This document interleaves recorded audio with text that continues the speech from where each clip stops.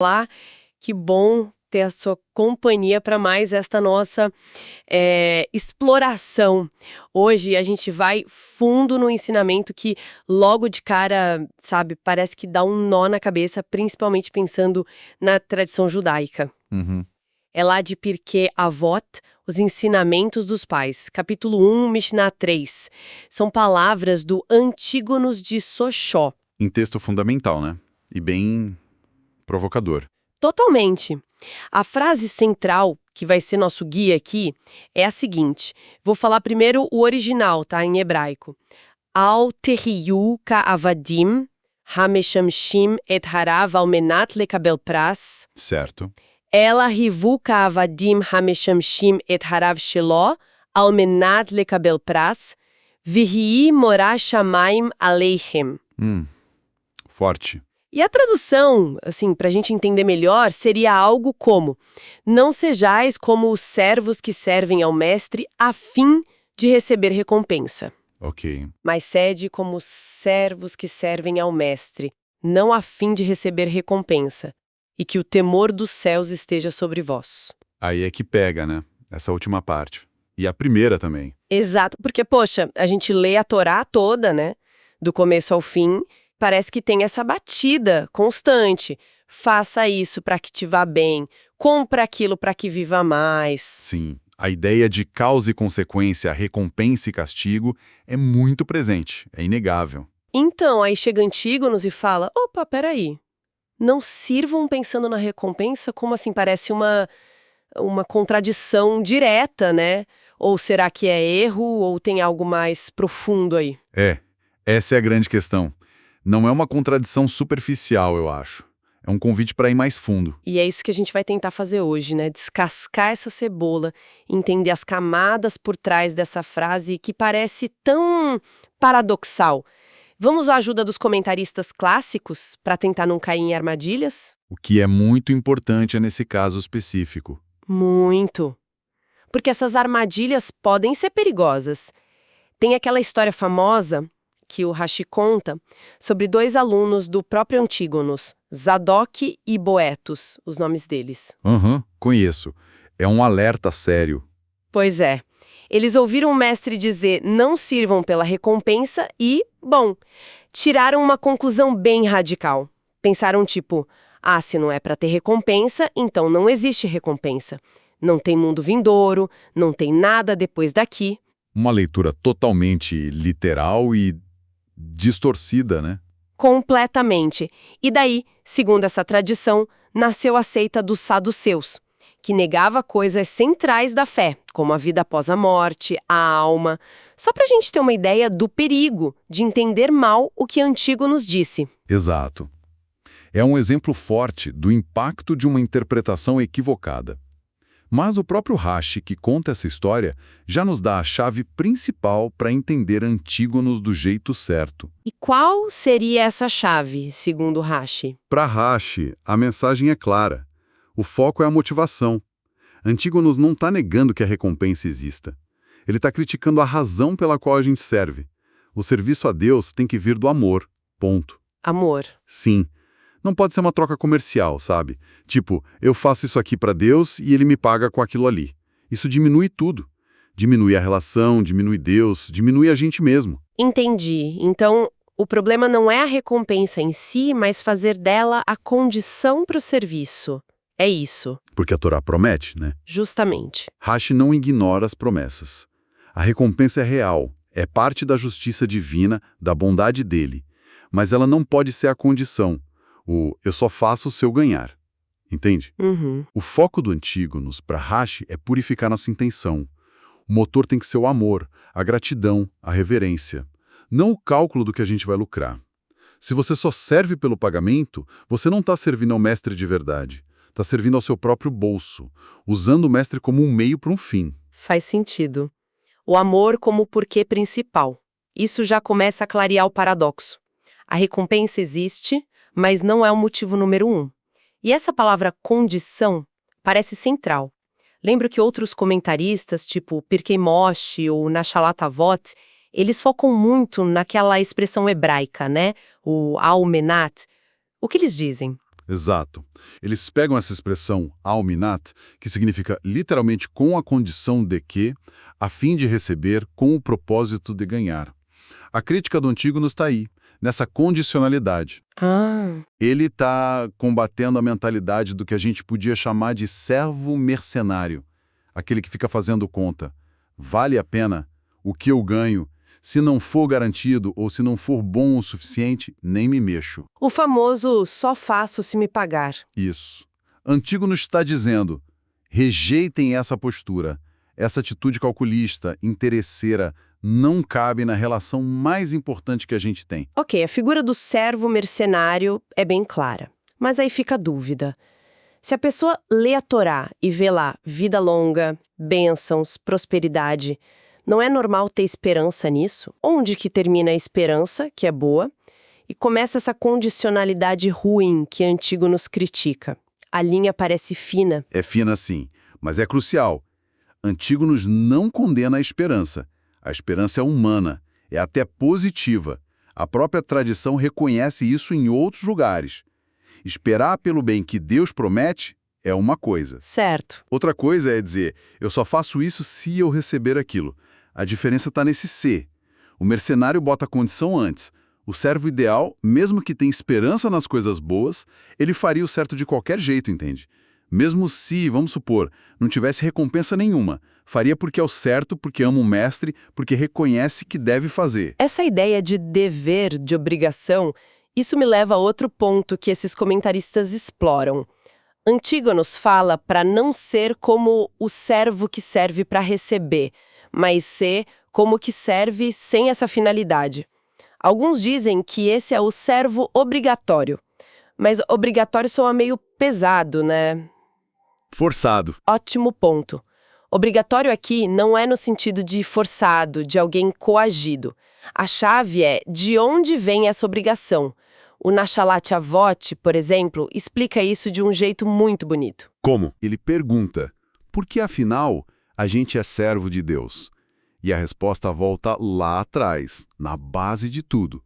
Porque Deus tirou a gente da escravidão do Egito. Ele nos deu a liberdade, Ele nos deu a vida, Ele nos deu a Torá. A gratidão. Exatamente. Diante desses presentes imensos, que não têm preço, surge um senso de dívida. Mas não é dívida de banco, fria. É uma dívida de amor, de gratidão profunda. Entendi. Pensa assim, se alguém salva a sua vida, você não se sente grato para sempre? Não uma obrigação de contrato, mas moral, afetiva. O Nachalat Avot pega essa ideia e aplica a nossa relação com Deus. A gente foi redimido, a gente recebeu tudo, então o nosso serviço não é um trabalho para ganhar um salário depois. É mais um obrigado. É uma tentativa sempre meio insuficiente, né? De dizer obrigado por um presente que a gente já recebeu e continua recebendo todo dia. Um presente infinito. A gente serve porque foi libertado por Ele, porque a gente pertence a Ele numa relação de lealdade que nasce dessa redenção. A obrigação, nesse sentido, é a resposta que brota do coração agradecido. É natural. Nossa, essa visão da gratidão como motor principal muda tudo mesmo. Tira o foco do futuro, o que eu vou ganhar, e joga para o passado e para o presente. Olha tudo que eu já recebi e recebo. O foco vira eu preciso agradecer, retribuir de alguma forma. Isso. Faz muito sentido. E aí parece que harmoniza Antígonos com a Torá. A recompensa vem, sim, mas o meu serviço agora é movido por essa gratidão imensa. Perfeito. Quando você age por gratidão, a questão da recompensa futura perde o lugar principal. Pode até existir a esperança, mas ela não é mais a força que te move. Você serve porque reconhece o valor daquilo, da relação com o mestre. Ok, acho que a primeira parte da Mishnah está bem mais clara agora. Rejeitar a mentalidade de mercenário, abraçar o serviço por amor, por gratidão. Mas, e o finalzinho? E que o temor dos céus esteja sobre vós. Se o ideal é o amor, essa coisa positiva, por que terminar com temor? Parece um banho de água fria. Como o temor entra nessa história? Essa é a pergunta de $1 milhão. E as respostas levam a gente para camadas ainda mais sofisticadas do pensamento judaico. Tem um comentarista, Yair Levanon, que dá uma explicação que ficou muito famosa, quase mística. Ele fala que a nossa vida espiritual tem ciclos. Sabe, tem o dia e tem a noite da alma. Dia e noite da alma? Como assim? O dia da alma são aqueles momentos luminosos. Quando a gente está conectado, inspirado, cheio de fervor, de alegria espiritual. A fé parece fácil, o amor por Deus transborda, a vontade de fazer o bem é natural. Nesses dias, servir por amor, como Rashi falou, é o caminho óbvio, é gostoso. A luz está acesa por dentro, né? Entendi. Momentos bons. Isso. Só que a vida não é só sol, né? Tem a noite da alma, que são os momentos de dificuldade, de dúvida, de secura espiritual, de tristeza, de desânimo. A conexão parece que sumiu. As tentações ficam mais fortes, a própria fé balança. Ah, os momentos difíceis. Exato. Nesses momentos de escuridão interna, aquele sentimento de amor e gratidão, por mais verdadeiro que seja lá no fundo, pode não ter força suficiente para manter a gente no rumo certo, sabe? Para guiar na hora H. O calor do amor pode dar uma esfriada. Ah, então o Morá Shamayim, o temor dos céus, seria para esses momentos de noite, quando o amor tá meio fraco, entra o temor para segurar a barra. Mas que temor é esse? Não é medo de apanhar, né? É medo infantil de castigo. Não, de jeito nenhum. Essa distinção é fundamental. O Yedin Levanon e outros deixam claro. Morá Shamayim aqui não é pachad, que é pânico, medo que paralisa. É irá ou morá, que a gente traduz melhor como reverência, respeito profundo, temor reverencial, ou até disciplina consciente. Reverência, disciplina. É a consciência constante, sóbria, de que a gente está sempre, a cada segundo, na presença da majestade infinita do Criador, o Rei do Universo. É reconhecer a seriedade da vida, das nossas escolhas, da nossa responsabilidade. Entendi. Então, quando a luz do amor, a força do dia, diminui, essa reverência profunda que seria a bússola na noite, funciona como uma âncora.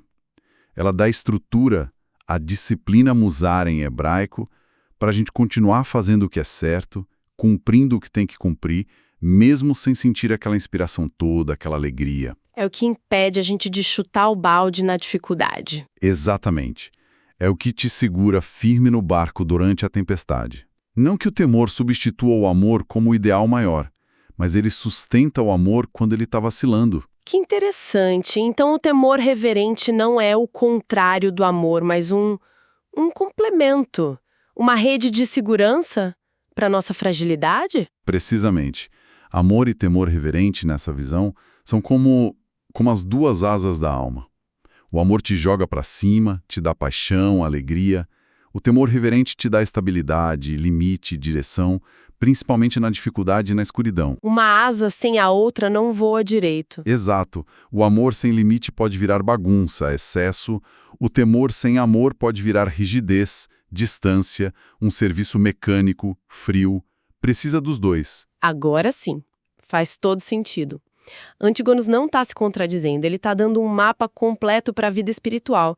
Um mapa super realista, aliás. Dá até para resumir os passos que ele propõe, né? Sim, dá para ver uma lógica, uma progressão. Rejeita a base errada. Não seja mercenário. Tira o foco da recompensa como condição. Limpa o terreno do interesse próprio. Ok, passo 1. Segundo, busca o ideal mais alto. Se esforce para servir por amor puro, por gratidão, como aquele servo ideal que age pela beleza da coisa em si, pela relação com o mestre. Esse é o dia da alma, o melhor cenário. O objetivo. E terceiro, tenha a ferramenta para a realidade. Mas, pé no chão. Vão ter noites. Para esses momentos, cultive-se a garra no Morá Shamayim, no temor reverente, na disciplina da presença divina. Essa reverência vai ser tua força, teu guia no escuro. Que brilhante. O que parecia um paradoxo é, na verdade, um mapa muito sofisticado da nossa psicologia espiritual. Antígonos aponta o amor como o norte, a estrela guia.